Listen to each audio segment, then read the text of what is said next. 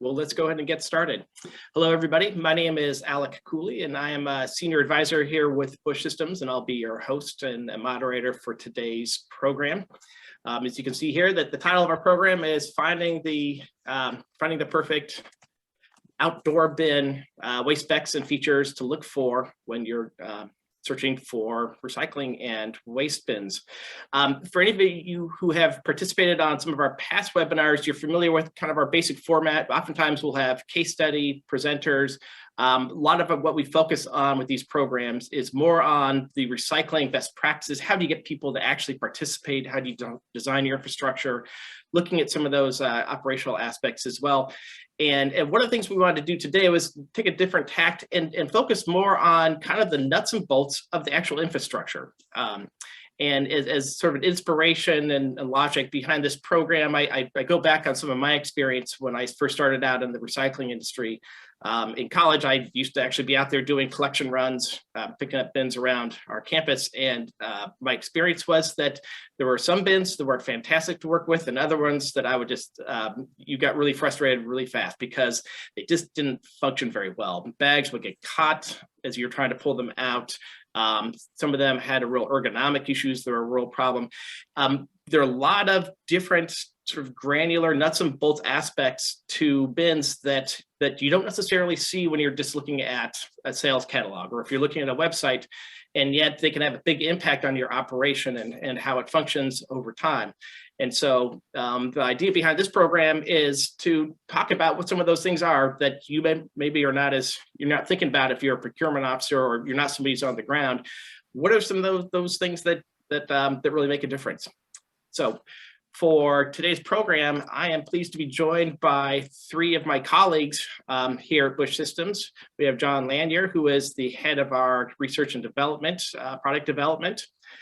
And then I have two colleagues from our sales side who are both, I'm very grateful, are pinch hitting. At the last minute, we had some health issues that kept our two colleagues who originally were going to join, but so as the last minute, I want to thank Ryan Mildmore and Rebecca Rourke, who are going to join.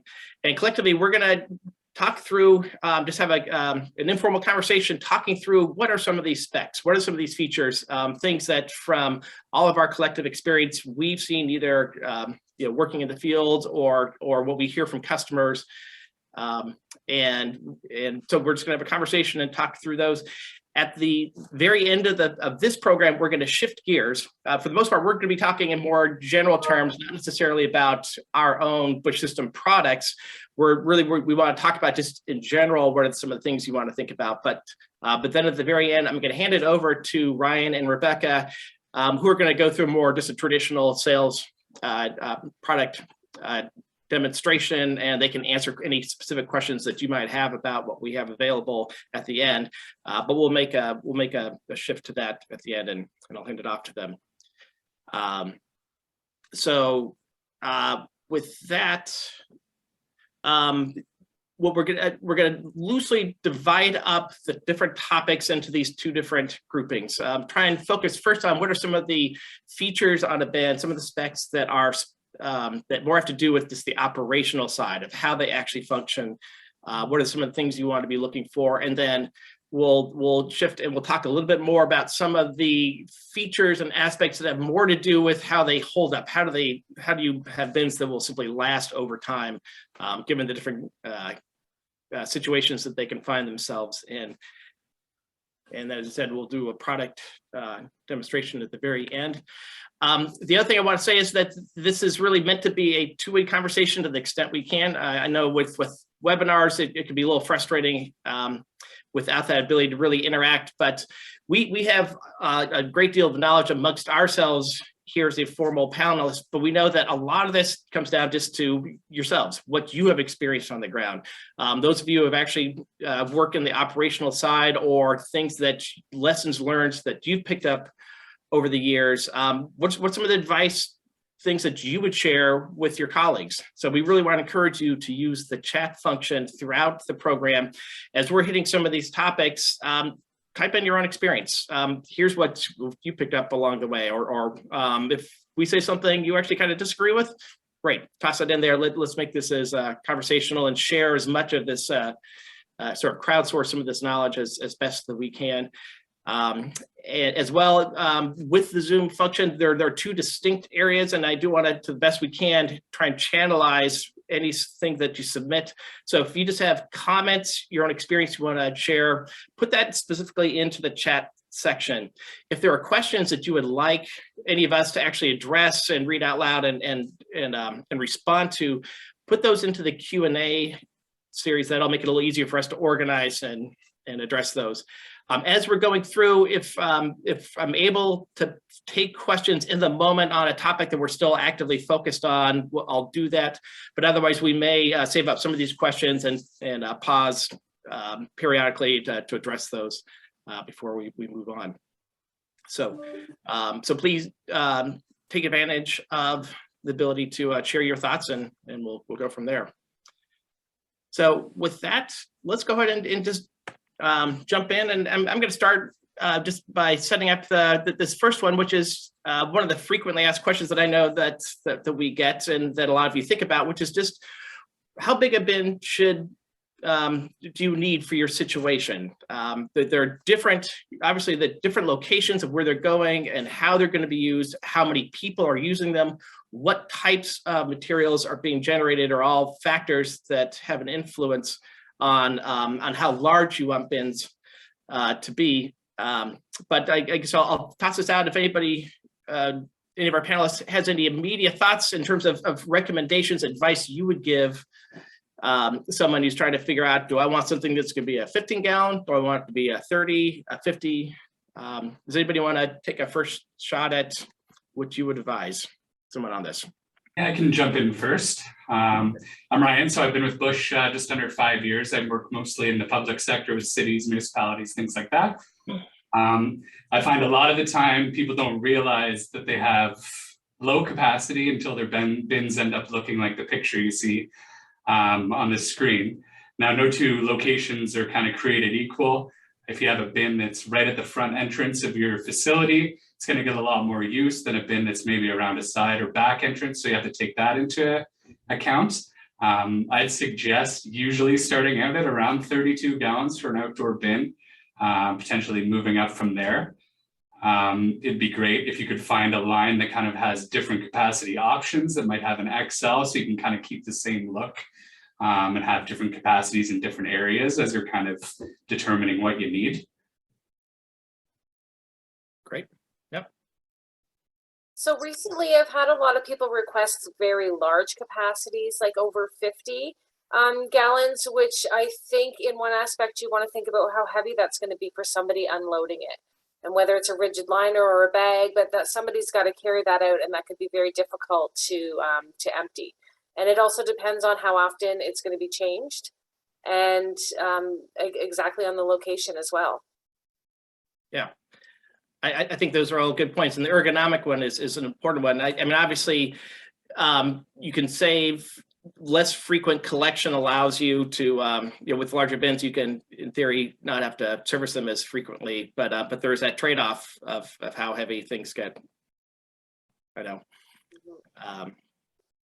And you can also look into the collection side of it.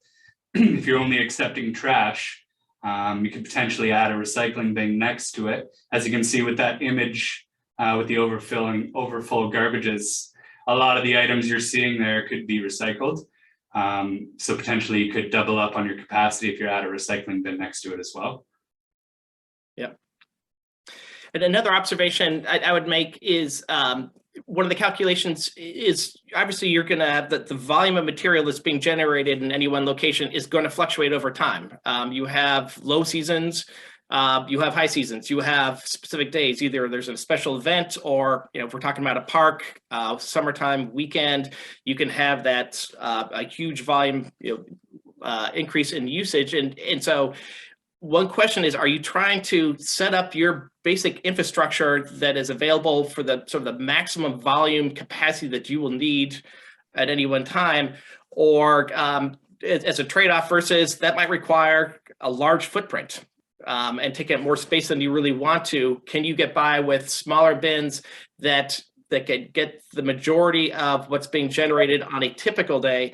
But simply then you're scheduling in and you're planning to have lightweight special event bins that you can bring out on those surge days that are sort of predictable, so that you avoid situations like you see here with these bins on the left side. Great. So any last points? Otherwise, we'll just keep moving and just keep going along. And again, if you, as an attendee, if you have any words of wisdom, things that your calculation of how you address questions like this, feel free to drop those into the chat. So let's talk about liners. Rebecca, you mentioned this just a moment ago, but some bins, most operations are functioning with bag liners to remove material. Some don't. I know, like in New York City, for some of their waste, their corner baskets, they avoid bags.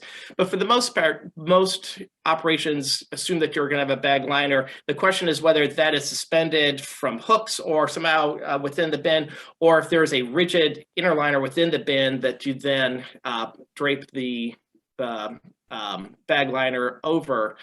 And there's a choice from one or the other. Does anybody want to offer any suggestions on situations where it makes sense to do one versus the other? So, sorry, go ahead, Rebecca. Sorry, Ryan. In my experience I've recently had a customer and they were using just the rigid liners with no bags inside. Now the problem being they couldn't have a front loading bin, so the carriers had to pull it right out of the bin out the top loading, and it's difficult when it's just the liner to pull it right out. So I would always recommend, I mean, not always, I think the rigid liners are a little bit better, but it's up to your personal situation. Mm-hmm. You also run the risk too, if you're not using a liner, and let's say the bag rips, all that garbage is kind of going into the bottom of the actual bin, whereas if you have a liner, it keeps it contained a little bit, especially with the bag liners too. They kind of stick out and can be rigid on the sides of the bins. When you're pulling the bag out, it could tear and cause a big problem for your maintenance guys. Yep. And the rigid liners can also be taken out and washed as well. If they do get garbage or the liquids spilled in them or anything like that, then it can easily be taken out and sprayed down. I know historically with you, when you have the mesh style bins and you put a plastic bag liner in those, a lot of people have issues with birds. A lot of people have issues with animals getting through the mesh and putting holes in the bags. So the rigid liner prevents that. Yep. One observation I've made is that oftentimes it also comes down to cost. The higher end bins, or not even the high end bins, but most bins, basic bins, high quality bins are gonna oftentimes come with the rigid liner automatically. Some of the lower cost ones either don't offer the rigid liner at all, or it's an add-on cost that one considers. So some of it may also just come down to pricing and where your price point is. I see one question that's come in just about bag liners, more to do with just materials, what bags are made out of, and recyclable or compostable materials. From my experience, they're really, I don't know of any bag liners that are actually recyclable, and oftentimes with your operation, the hauler, whoever is going to take the material, may need them to specifically be outside of the bags because the bags could be a problem in the MRF collection. So I know that some operations try to avoid using bag liners entirely just for that reason, or they have to have a system in place where the collection workers, cut open the bags and empty out all the contents into the dumpster. Yeah, I know I've seen folks do both with that. And certainly in terms of just buying bags, sourcing bags made out of recycled material, that's something definitely to be encouraged. And there are a number of companies out there that sell recycled content bag liners, or if you're handling food collections, compostable bag liners as well. And I do have some customers as well that will purchase extra liners with the bin and not use bags inside of the liners. dump the liners out and then switch them out with a fresh one and go wash the original liners as well to save cost on the bags as well. Yeah, good point. Bags are not cheap. They can add up pretty quickly. I said the last observation I'll make here with this photo on the right-hand side. This is one that I've seen more interest in recently. The idea of having bins where you can actually have a roll cart of some form that acts as the inner liner. So you close that door and folks don't see that black cart. But from an operational perspective, that's one way that you can potentially collect a higher volume. You can source something that has 55 or even larger gallon capacity cart, but you eliminate the need to be hauling loose material around because it's got the wheels, and you can use this and actually interface that directly with the collection equipment. So so that is an option also that some folks have been going towards. And then actually I see another comment in here from Jacqueline making an observation about excess liquids. And that is one other observation is with bag liners, if it's just a bag without the rigid liner, that does increase the chances of bags leaking. And depending on your situation, where it's located, having residual soda leaking out from underneath bins and staining the area. So one other consideration. Let's go ahead and keep moving on. So let's talk about how you actually get it out of remove the material. Regardless of whether it is a bag or if it's a rigid liner, you typically have a choice between bins where you remove everything from the top or opening a side or front door to take them out. Anybody want to jump in with first comments about this? So I've had customers not be able to get the front doors that open because of snow. Being here in Barrie, there's lots of snow, and the haulers actually refused the bins that were bid, and it's because they couldn't open the front door because the snow would be in the way. So they had to go with the top loading one.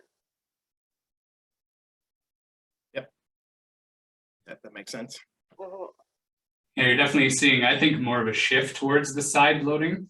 In the warmer markets, they make a ton of sense for the ergonomics. The guys taking the liners out of the bins. As Rebecca noted, in winter environments, they're sometimes not the most logical choice. So you kind of got to weigh your pros and cons. But I do see more and more people kind of asking for the side load because more people are becoming aware of the actual people picking up the bins and what kind of wear and tear it has on their bodies over time. Which I could definitely vouch for. I can remember, again, going back to when I was in school and was doing this, lifting things up so that you're, shoulder height, as you can see with this person on the left. Smaller capacity is probably not that big a deal, especially if you're generating, plastic bottles, material that isn't as heavy, but certainly the larger the capacity, the heavier the material, obviously, that becomes a real concern, and you have to factor in, if nothing else, just the potential workman's comp costs that could be associated with that. Yeah. I guess the last point I would make, also another observation when you're making that choice, it also comes down to cost too. Certainly the having the hinges on the side door, that adds hardware and moving parts that tends to make bins more expensive. And so that's, again, depending where your price point is, that may be something that comes into the calculation as well. Alec, the other thing that people oftentimes consider is whether they need to secure the contents. And the side door provides a very easy solution to put a lock in. The top loading bins, most of them, just the lids come off. So if you have issues with people going in for recyclables, we tend to have them go to something that's a side door. Okay, good point. And I think we'll come back to that a little bit more later on, but let me pause for a moment, and again, just encourage folks to leave some comments. And we're not doing any live polls or multiple choice polls with this program, but instead, I just want to encourage folks to just share your experience and words of wisdom that you would share with others. And so, just to start off with one question here: what are the most important hardware features or specs that you want for operational efficiency? What are the things from your experience with either what you've purchased or what you would change and do differently, what rates the highest for you from your experience? Go ahead and share some of those in the chat, and we'll share them. We'll read some of these out later on. Actually, I see one here. Roxanne made a good point. A space for signage that is easy to switch out, and that's actually I think a really good point. If I have an observation as somebody who's interacted with bins, many styles of indoor bins will have signage that goes up, raises above the top of it, behind it, where you can put messaging that catches people's attention from further away, and that's definitely is a best practice when it comes to getting people to recycle right. I find that there are not as many outdoor bin styles that offer that option, but it's definitely something I think to be encouraged, and having ways of having prominent messaging that people can see beyond just simply a small label. Yep. See another one, comment coming in. Let's see.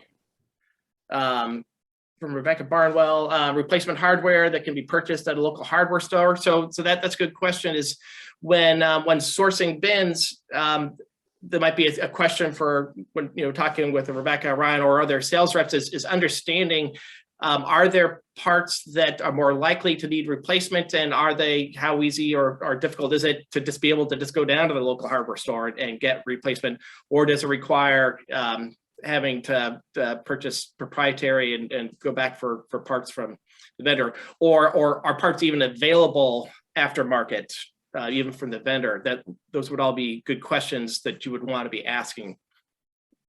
Mm-hmm. I know for our end that people can always come back to buy hardware. We always have that available if they ever need it. Perfect. Yeah. Good. ALEC, we also, when we spec material and hardware, we tend to spec everything made in North America. So accessibility to getting replacement parts is never usually an issue. I know right now there's some issues with some of the manufacturers not being able to source componentry offshore. But one of the things we do is we try to source everything locally or North America at least. Good point. Yep. Excellent. Good. Let's keep going.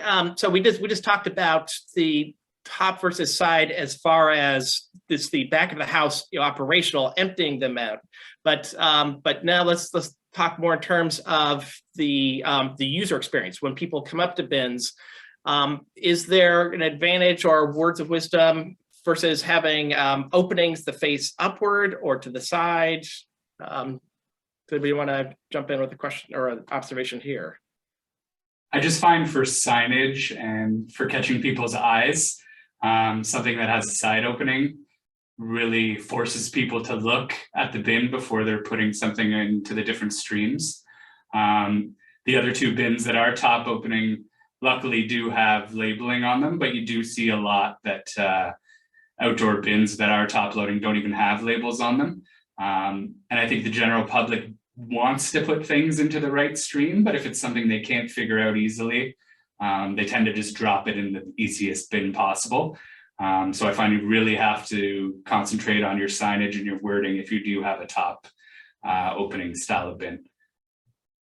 Yeah, good point. I mean, to riff off of that point, I'll make the observation. Oftentimes with recycling behavior or sorting, people are not paying a lot of attention. I think that's something that we intuitively know, but oftentimes we don't really think through, well, what does that mean for how you want to have your bin set up? And somebody may glance over at the bins. They may notice them from 15 feet away and start making their way over. But their mind may already be drifting off to the next thing they're doing. They're on their way to a meeting, whatever they're doing. And by the time they actually get to the bin and they're tossing items in, they may have already sort of just turned into a muscle activity and they're not paying that much attention. And if you wait for them till they're standing right there in front of it and then expecting them to look at a label or to look inside and see where the opening is, you may have lost them. They already have started to toss items. And so having signage labels that you can see as you approach, as opposed to simply having them on top. Like if you take this bin that's here on the left and this park, you can only see the recycling message when you actually are right there looking down onto it. And so that's going to be a hindrance on the behavior side. And so something that you can see from the side, the restrictive lid itself, the opening, also there's research that shows that acts as a cue, as a prompt, and seeing the small round hole, that also has the same role reinforcing people's expectations. This is recycling, or this is trash. So again, something that you can see as you approach can be helpful. The elements as well that come into play. With the bin on the left there, obviously rain, snow, everything would just go right into the bin. Whereas the front opening bin that has a slanted lid on it there, it kind of reduces the amount of precipitation that gets in the bin as well. So that's something else to keep in mind. Yep, I think that's a critical one.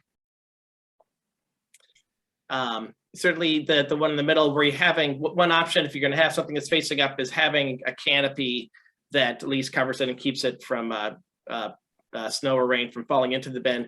Even with the bin on the right, where you have a side opening, being conscious of where it's windy and rainy, you can still get stuff coming in through the side. So that's all things to be thinking about. A lot of the times, there's a very, very site-specific factors that you want to be thinking about with what's going to be appropriate. Is there an overhang, etc. And if you notice, the bins in the middle have the opening is kind of up a little bit, where you see if the water does come down, it's going to go off to the sides. Where the one on the left, this looks like the opening's slanted in. So if there's any rain, it's all going to just funnel right into that opening there and fill up your liner. Great observation. Yep. Good. Okay. Well, let's keep going now. Anchoring systems. So I know some locations it's more of a priority than other locations, but John, do you mind taking a moment just talking about some of the different ways that bins can be anchored down, and is there a logic to why you would want to do this in different locations? So we typically look at what the end user wants to accomplish and what the environment is going to be like, whether we call it a soft mount or a hard mount system. So if you're going down to concrete or some stable hard surface, we usually try to provide a foot that you could lag the bin to that hard surface. If you don't have that environment and you're going onto grass or into sand, like some of these pictures, we typically call it a pole mount, where we concrete, or we install a pole and then we fasten the bin to the pole again, so it doesn't migrate, doesn't travel, and we just know that the repeatability of the location will be stable. You don't have to worry about wind. You don't have to worry about theft. All those factors where the bin now gets moved or disappears depending on crowd activity or just nature.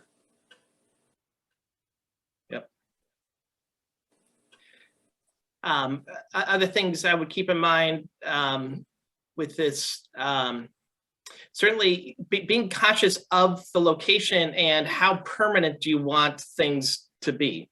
Some cases, if you have a bin that weighs 200 pounds, that may be fine. It's not going to move very easily on its own. Maybe you're on a college campus or close to a college campus or a nightlife area where there's more potential for people to get rowdy and put effort into knocking things over. I've certainly seen that happen. And so that might be a reason that you want to go ahead and bolt even heavier bins to the ground or to posts. But the flip side of that is, are you in an area where you need their equipment that needs to get in there? For whatever reason, operationally, there may be reason to have to move things around, and you don't want it to be take a huge amount of effort, not have to bring out a forklift, to move concrete bins and things like that. And so that's all goes into the thinking of really understanding the space and the location and what would influence that. Certainly, if nothing else, having having hardware that's relatively easy to quick release and remove bins and move them as need be. Other things to keep in mind is with does it make sense to have be putting in a concrete pad, or if you're like in a park area where you can just you have an existing area, but in terms of where the bin's located, if you take this bin here that with the one that's just clipped onto the side of the trash, but it's hanging over the grass, lawnmower is going to presumably come along there at some point. And so keeping that in mind, sometimes that's a reason to have a concrete pad that can just make sure there's nothing growing right up against the bins that creates a hazard for where the bins can get damaged from lawnmowers, et cetera, or snow blowers. Right. Great. Let's go ahead and some plastic bins as well do offer weighted systems that you can put into the bottom of the bin as well, just to give it some extra weight, as opposed to an anchor. If you don't have crazy high winds, they can work for some bins as well. Good point. Yeah. Okay. Let's keep moving. This is when I feel like these are not very common, but maybe are there reasons? Is there logic to having flaps or baffles on your bins? Certainly, I think there's a good understanding that you want to have restrictive lids that slow people down, keep people from impulsively tossing items into the wrong bin. But there are also compelling reasons why you don't necessarily want to actually block it all together. Does anybody want to talk about some of the factors that go into whether or not you want to consider flaps or baffles? I could see you wanting to use them to keep out pests, squirrels, wasps, that sort of thing, to deter them at least. But on a personal level, I always hate seeing flaps or baffles. I don't want to touch it. I can always picture it being really grimy and never knowing who touched it beforehand. And I don't know how successful they are at keeping out the wasps, at least. Yeah. And I'm sure we've all seen these bins out in the public too, with those openings that are all overflowing and sticking out, and the baffles are wide open anyway, and there's wasps all over everything inside. It also has extra moving parts that could break over time as well. So you have to keep that in mind as well. Yeah. Yep. Generally, I mean, for my money, I tend to follow the same logic, Rebecca. The ick factor is just, it's enough that drives people away. I know, for instance, if you look at Big Belly, the big self-compacting bins, those require having a closed lid, because just for liability, you don't want to have like people interacting and putting their arms into the self-compacting thing. But I know that has been a problem where people just won't use it. They won't touch that bar, so they will put things into the recycling bin instead, because that's just an opening. And so that's a situation where they've had to come up with mechanism where people can use their feet to open up the mechanism. I think it definitely proves the point that people really don't want to have to touch anything.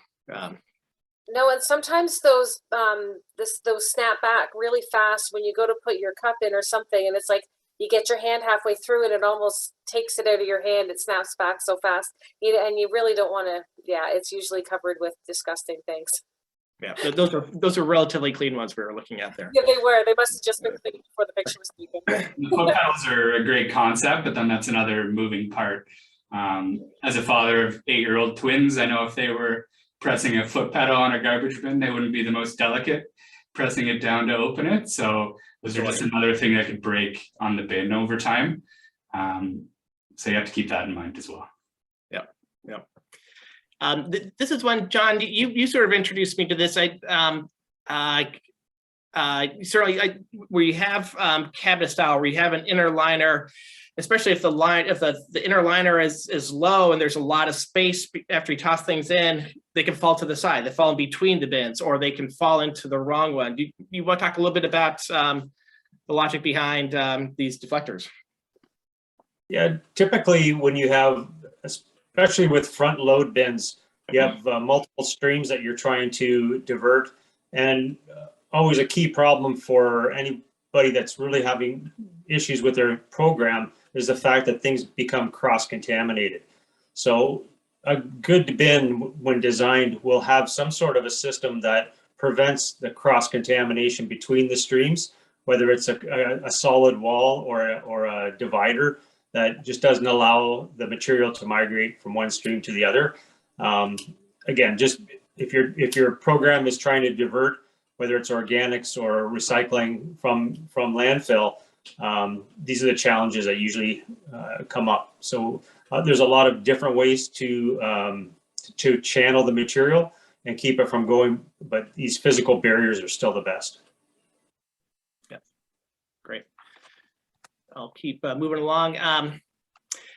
This is one, I think we've all seen this before, and so this is a question of, in some cases, the bin simply overflowing and the material is going to go somewhere, but making the observation that having a flat top invites people to put things there and not make the effort to put it into a bin, even if there is capacity, or if oftentimes if people aren't really sure which bin it goes into, they can't go around putting it on top.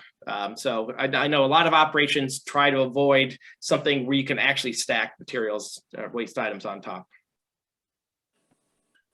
Alec, if I know public areas, you can usually see if you need containers in a certain area, just take a look around the environment. If there's cups on window ledges, if there's masks laying in a parking lot, that's usually because there's not a receptacle available, or the receptacle again is overflowing.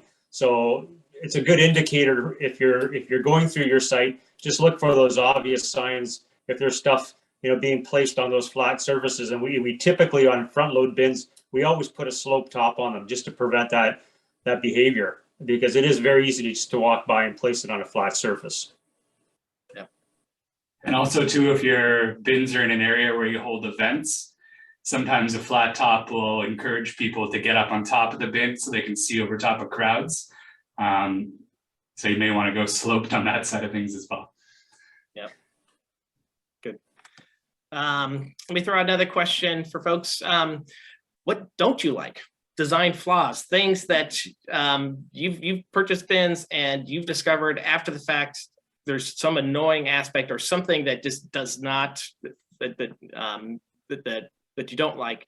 Go ahead and leave some comments in the chat box on this one. Certainly I'll share. I'll share just one from my own experience. One that I remember when I was doing collections, the style bin I had a collar on the inside of the bin that protruded out to where you were trying to pull up the liner, and the liner always caught on that collar, and it was just poor design. Somebody hadn't really thought through just you give it the Steve Jobs how to make it a seamless experience, and so it always caught on that. And that to me is an example of just poor design versus good design.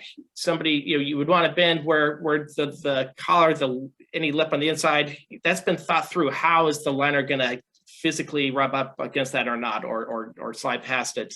But I've also seen where you might have just small bolts that are coming in, again, holding the slats or the side to a collar, and those bolts are just the perfect position to catch the bag as you're pulling it out and cause tears in the liner.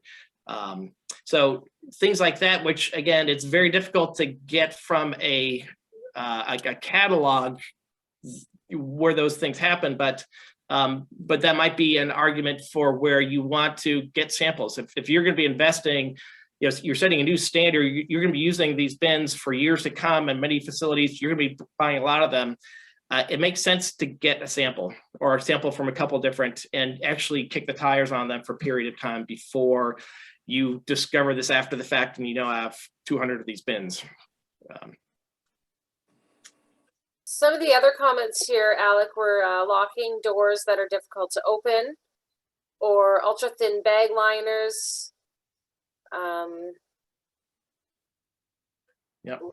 Lids that have to throw food waste and organics bin. Yeah. Yep. Great. So go ahead and everybody toss in any more comments that you have. We'll keep moving. This starts getting into, again, some of the very granular things that it never would have occurred to me as a purchasing person up front, but that can have an impact simply on how the bins are set up. Are they on a hinge with the lids on a hinge as it opens up, or something where it's on a cable and it just drops to the side? Does anybody want to add any thoughts with this? Alec, the one on the right, the heavy metal top hinged lid, there's always a potential there for somebody getting injured with the lid coming back and trapping fingers. As you're pulling the liner, the liner gets hooked on part of the lid and pulls it forward. Typically, it gives it an opportunity for those types of injuries. So we typically want to look at, hey, there's a lid, you want to take it off. You have to use both hands to take it off, so there's no chance that your hands can become trapped. And then tether the lid so the lid stays with the container. Great example on the left-hand side. I mean, that's whether it's wind, whether it's just like you say, a crowd situation where people decide they're going to use it as a frisbee, or those lids will disappear if you don't tether them some way. I've also had people ask for ways to secure the liner in, because the liners will go missing depending on the environment. So again, there may be a method of securing the liner, but making it easy to remove. Those are the kind of unique situations, but I see more and more, security becomes an issue, but also you still want to be able to get in and out of the bin easily, not have to fight with these little cam locks and breaking keys and those types of things. Yep. The flip side that I've heard also with these, where we have them on a cable, especially with metal lids, if your collection workers are too casual, if they just sort of take the thing off and just sort of drop it to the side, those cables guarantee that the lid has nowhere to go but against the side of the bin. And so that can create the opportunity for just denting and scarring the side of the bin when the lid just constantly gets dropped over to the side and then yanked back into the side. So that is another concern if you have bins that are lighter gauge, more likely to scar easier. Good. Okay. Any advice? Just I mean, cleaning is something that could take a lot of effort, but there's beyond the aesthetics, there's strong reasons that you want to keep bins clean. They certainly, I think, help on the recycling behavior side. But are there any words of wisdom on how you select bins with cleaning in mind? You just have to watch for the edges and places that gunk can build up over time. Smooth edges, curved edges that don't have the gap in them like you see with that container on the left.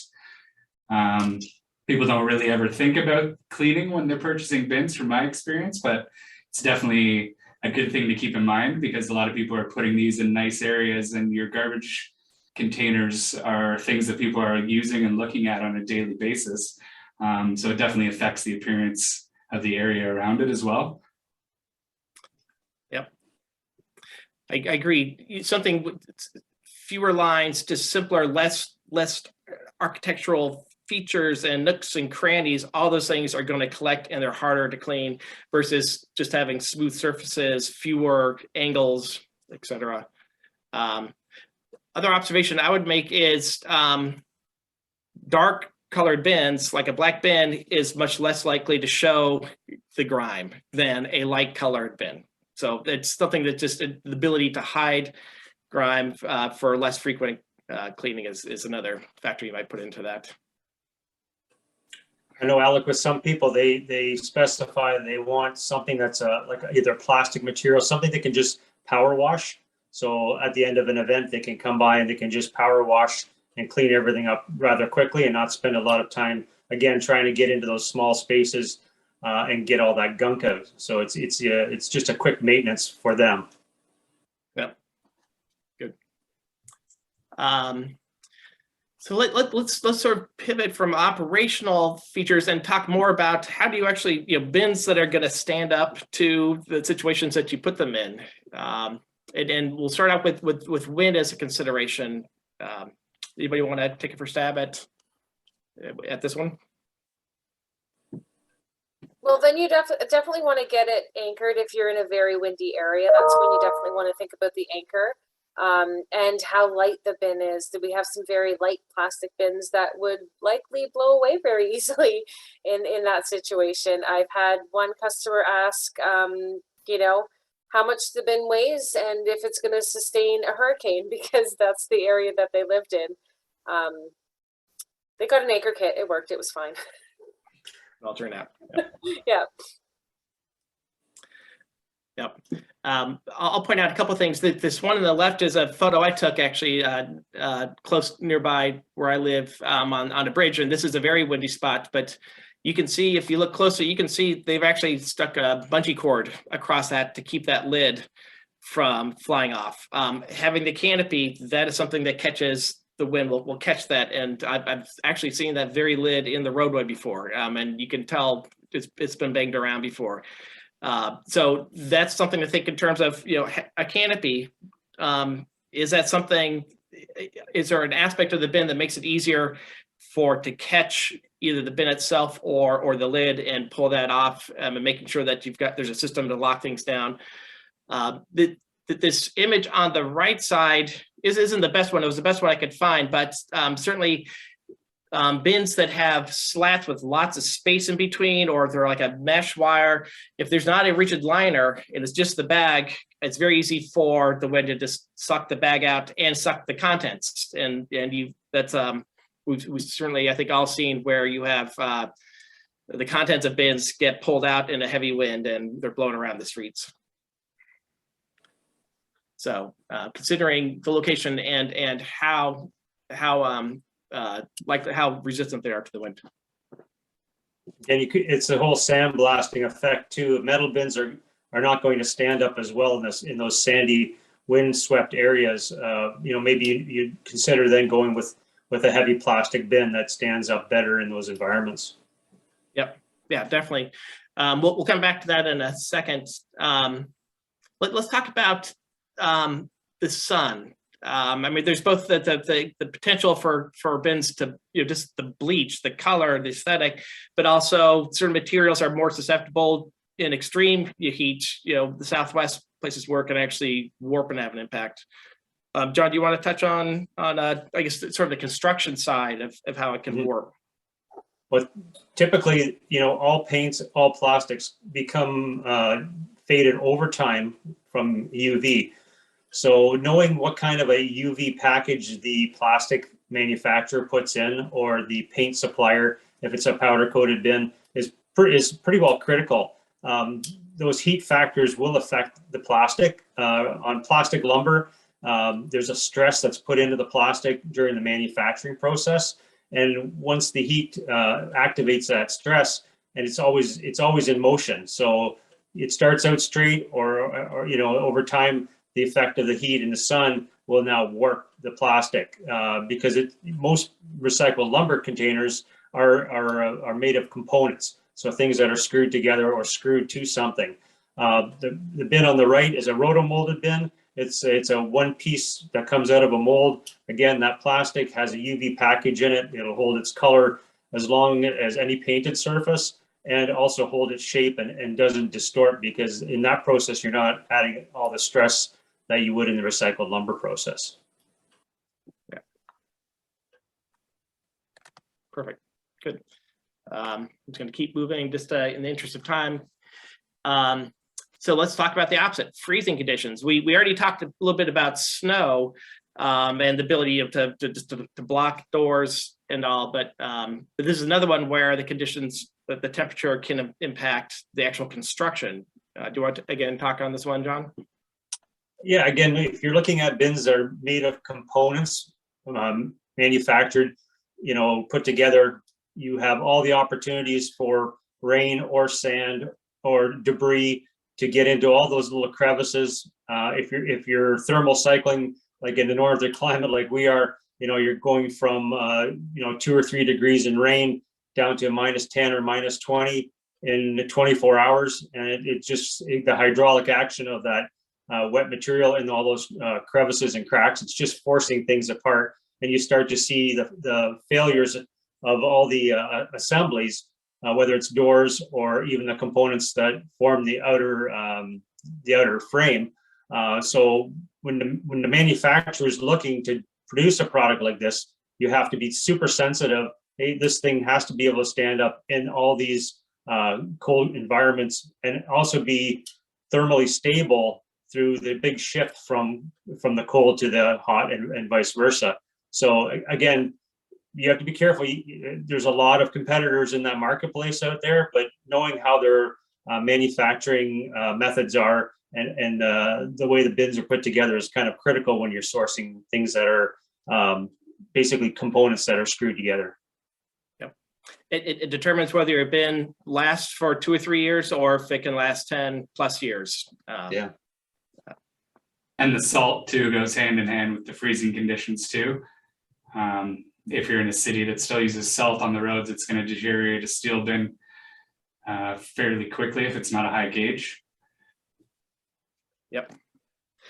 Both. I mean, salt. Obviously, I've also even away from roads, just on pathways in snowy climates, de-icing chemicals can have the same effect, causing rust with just cold roll steel bins. Yep. So another question just for the chat, but from your experience, is there anything climate weather related considerations that you would keep in mind to experience on how that could impact bins and what type of bins, what features are more appropriate in different settings? Go ahead and share some of those thoughts in the chat. We've touched a little bit about rust. There's some photos here illustrating some points here. John, I think you took these photos on the left. These bins weren't that old, correct?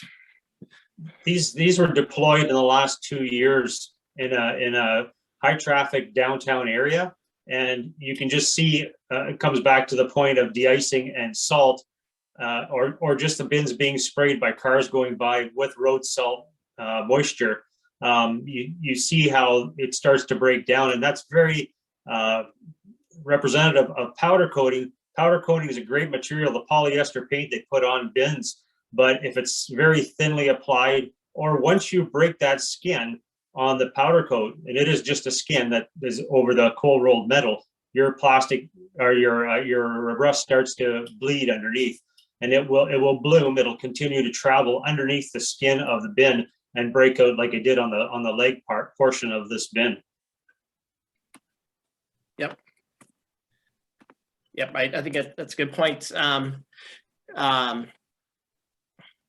And certainly, I mean, marine environments also, if you have bins at a beach or nearby, the same rust factor is going to come in to play with that. It's not just the snow and ice.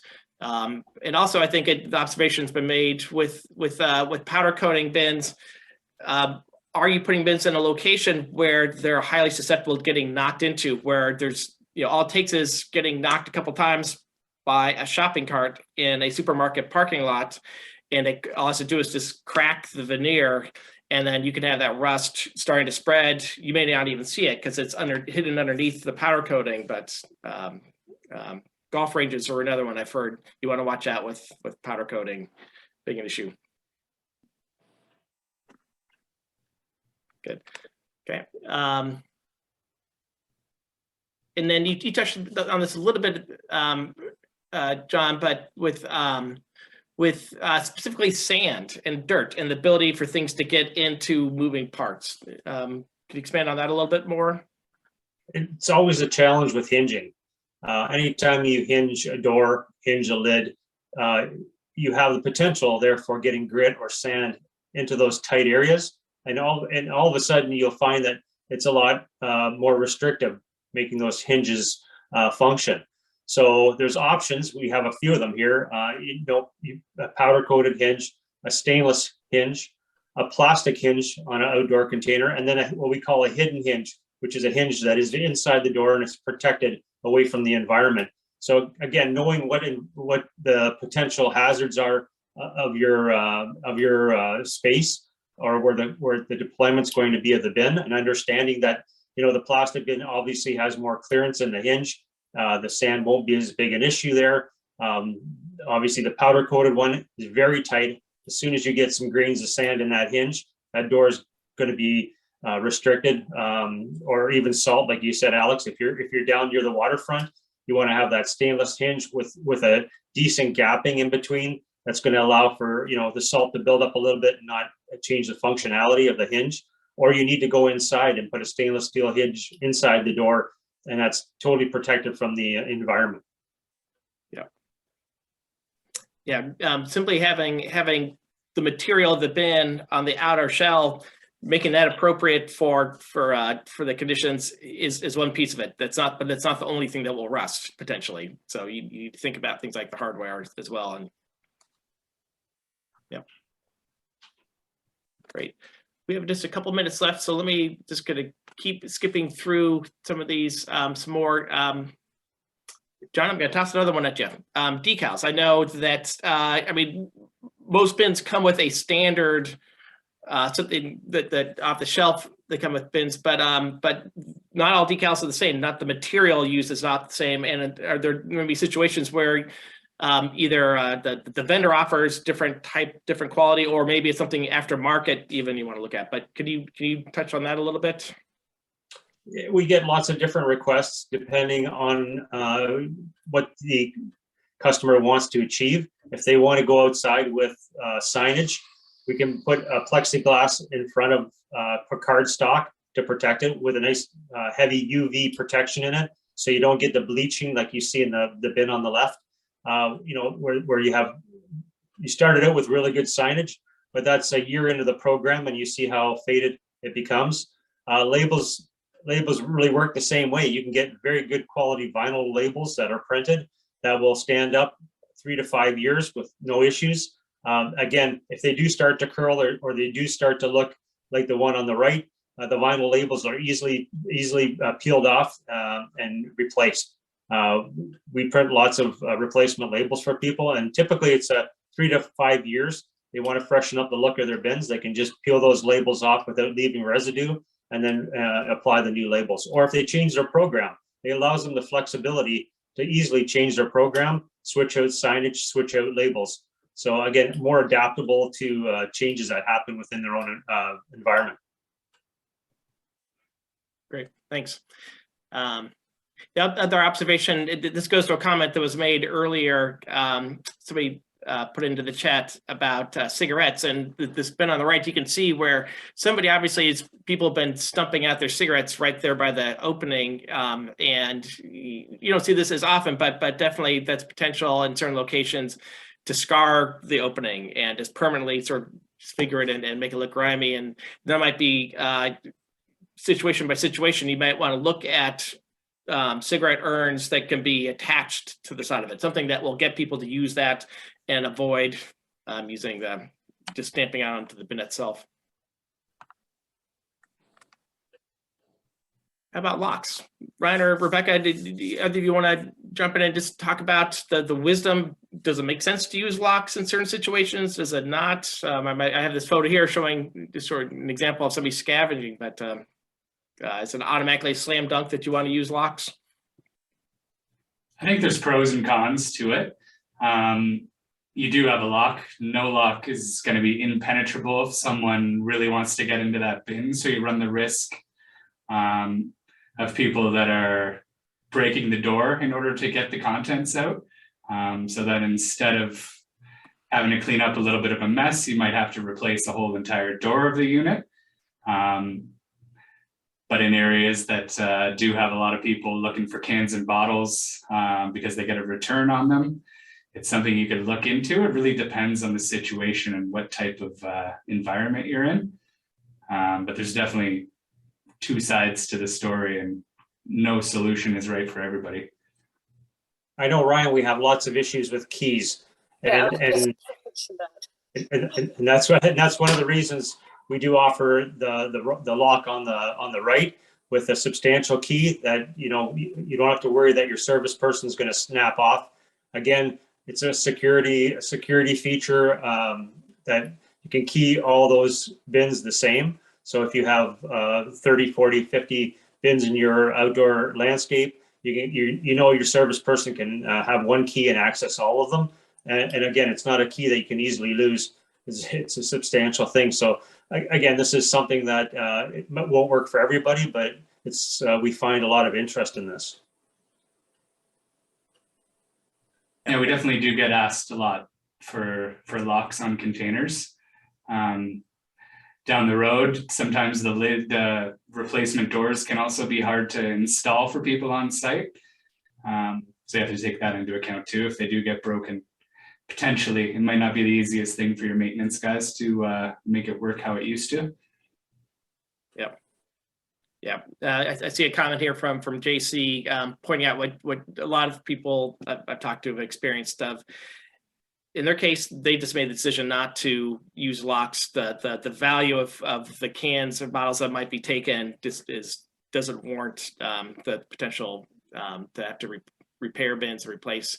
I know where the liners get stolen, that is something that could be compelling. That's one reason that you may want to make more of an effort to secure them. And certainly having locks, if you're going to go with locks, make sure that they're durable and strong enough and that it's could be more resistant and not just simply get ripped open like this one on the sort of in the middle here, the black one.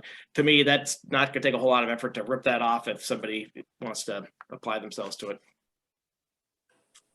Again, the lock there, Alec, that you're looking at in the center, if you have debris or you sand or any of those factors as well, those flat cam locks, they generally jam up, they fill up with something.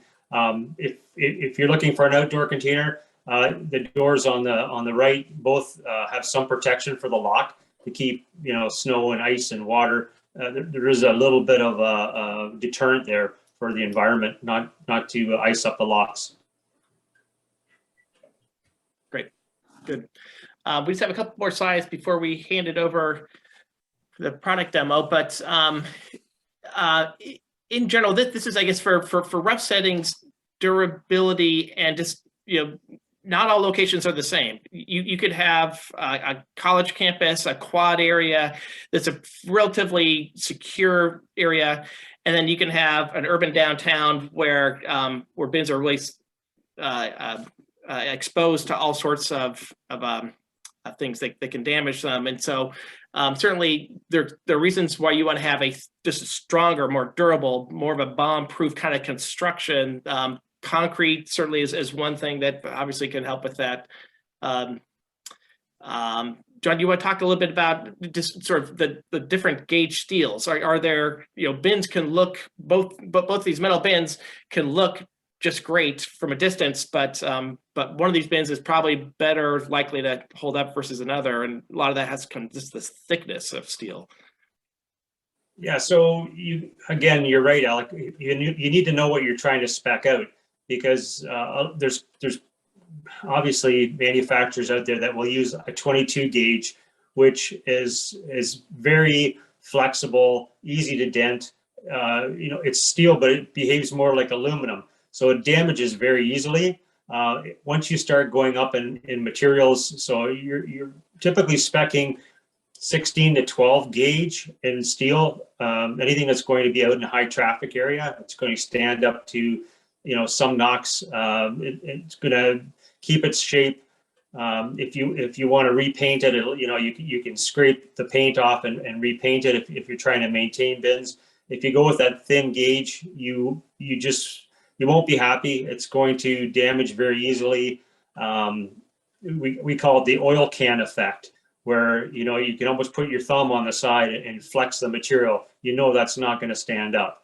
So understanding what the material thickness is that's going into the container is always a good consideration when you're looking at an outdoor bin. Yeah, great. Something that's new, Alex, too, is when you look at bin construction, knowing the material, we're seeing a lot of issues with people losing the lids off bins that are aluminum now. I mean, aluminum is nice for people to service, but with all the things that are going on in the economy right now, if you have aluminum or semi-precious materials like that, we're finding a lot of things are disappearing and ending up in scrap yards. Good point. Yep. Thank you. Graffiti. Some materials are more likely to graffiti can adhere to versus others. Does anybody want to talk to this? The roto-photoed bins that we have actually can be power washed, and the spray paint will come right off. I believe with the metal containers, I don't know that it's as easy to get rid of the graffiti on those. Yeah, Rebecca, the low density polyethylene bin on the right, it's designed, one it's going to allow itself to be power washed to get the paint off it and stand up. And the nice part about it is low density polyethylene stands up to chemical too. So if you want to power wash with some sort of a strong cleaning agent like bleach, you don't have to worry that it's going to damage the finish. And some paints don't stand up very well to heavy bleach. So yeah, it just, when you're trying to maintain a bin, the easier it is to clean it and again, make sure it stands up to some solvent removal package. So it's got some resistance to those kind of agents that will, eventually break down the paint, but not break down the substrate material. Great. Okay. And just one or two more. We touched on this a little bit earlier in the context of just closing lids, but obviously not all. Even where you have a self-closing lid, not all are the same. We're simply just a flap. Obviously, animals can still get into those, but if you're in an area with bears or others, this bin here that actually has the locking mechanism. Something to consider. I don't know if anybody has more experience with particulars of dealing with animals, but feel free to drop comments into the chat, or Ryan, Rebecca, or John, I don't know if you have anything else you want to add on this.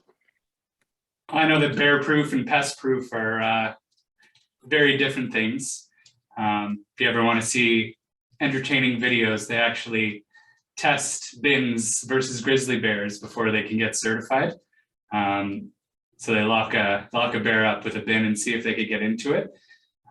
So for that side of thing, you're going to want to get a bin that's specifically made to keep bears out. But raccoons are pretty resourceful. Even with a lot of the lids, they're pretty good at using their hands and they can get in if they want to. Wasps are a big thing you try to keep out. It's kind of pros and cons again of if you want to have those baffles or not, and kind of figuring out if it's worth it to keep the wasps out.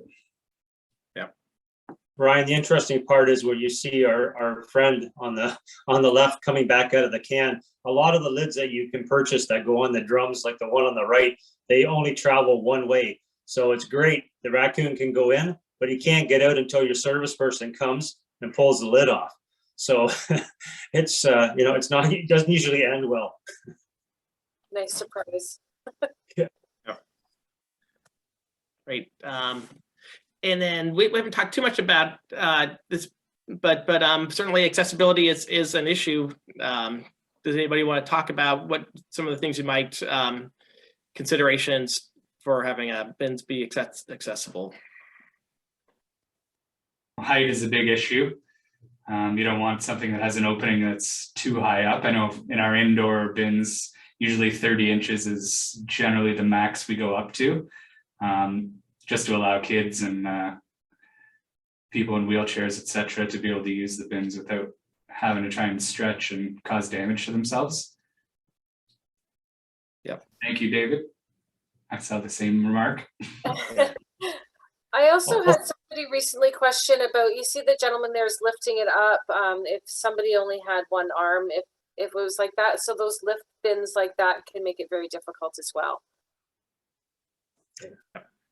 Also the contouring of the bin. If you look at that bin, it bulges out. So if you are in a wheelchair, it makes it a lot more difficult to get close to the bin to actually use the functionality of the bin. So something that isn't as restricted in its shape makes it a little easier for people to access. Yep. I know Marissa is making a comment also, the side versus the top loading, that can also factor into it. If somebody's having to not just approach the bin and be able to reach it, but have to reach over the lip, that could also be a factor as well. I've seen discussion also just about with sight impaired. How do people identify what stream is which stream if you can't read the label? And I know I've seen, I was recently in Europe and I saw bins that had Braille labels that went with each of them, but you know, just because you can't see doesn't mean that you aren't also immune to the whole, I don't really want to touch a waste bin. I've seen, I think there was, I believe might have been a company in Canada that was looking at pads that you could put down in front of bins that would have the raised lettering. They can help people identify which stream it was simply with their foot on the ground in front of the bins, which I thought was creative. I don't know if that's something that, how well that works in practice, but thinking creatively in those terms. Good. So this gets, we're getting to the end of these slides and I'm gonna hand it over in a moment. Are there things that we missed? Would love to, again, share more comments in the chat. Anything that's advice that you would share with others? One last chance to share thoughts. As far as recycling behavior, you know, we intentionally didn't make this a big focus of this program just because we've done other webinars that you can find more of the deep dive and some of the best practices of how the bins are designed to interact with people. But because this is an area I like to geek out on and I can't help myself, I'll just point out some really basic things that I think too often tend to get minimized or overlooked. But you know, having the color distinction between bins is really critical. When we talk about people's attention spans and paying attention, bins really have to communicate and make it obvious that I am for recycling, I am for trash, and helping people make that distinction with that split second of attention, so that the more that you can have those visual prompts that help people to understand the difference between the different bins or the different streams is real important. And even if you don't have above bin signage, which is a best practice that I encourage, making sure that even if it's lower down, that it, again, it pops out as you see with some of these bins. So I'm going to leave it at that, again, just because we are running out of time, but I'll point out a number of resources that are available. We will have a recording of today's program. Will be posted to our website in the coming days, and we'll send out an email to let folks know when that's available. If you want to come back and view this again or share it with colleagues.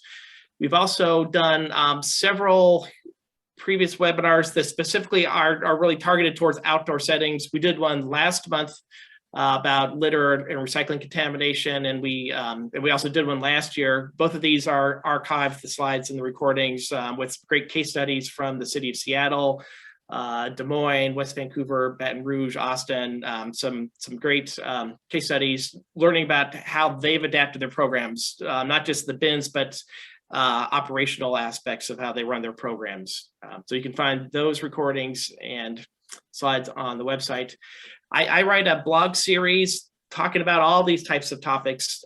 There's one that very specifically is kind of this webinar is adapted from, where we've just listed out all the sort of nuts and bolts factors, things to be thinking about specific to outdoor bins. So I encourage you, if you want to explore this more, to check out that blog.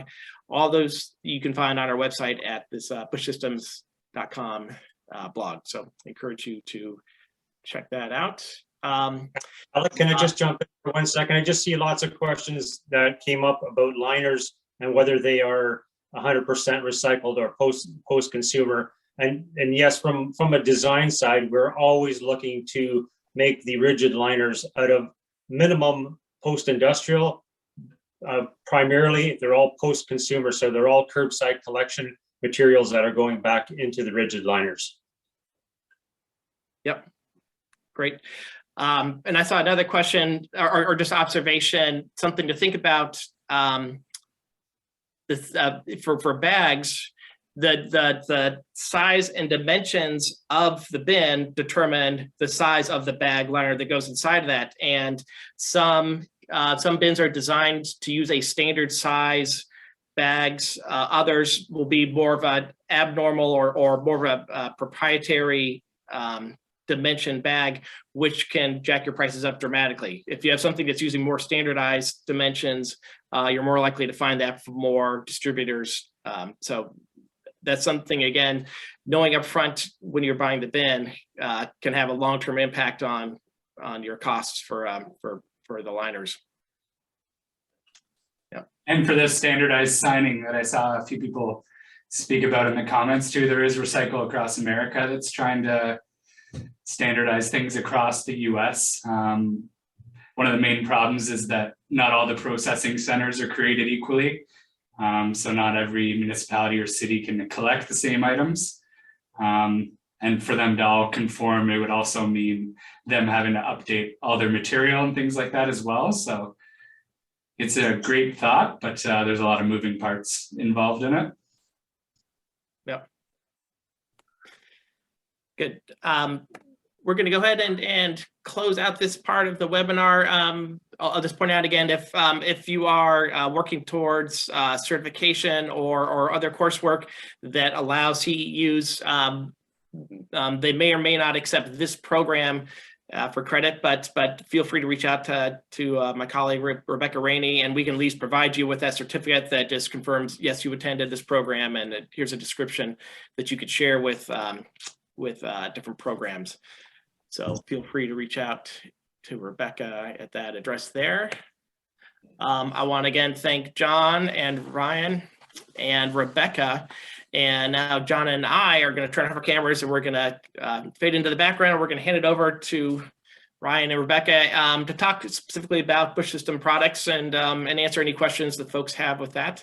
So for myself and John, thank you. And Ryan, Rebecca, take it away. All right. So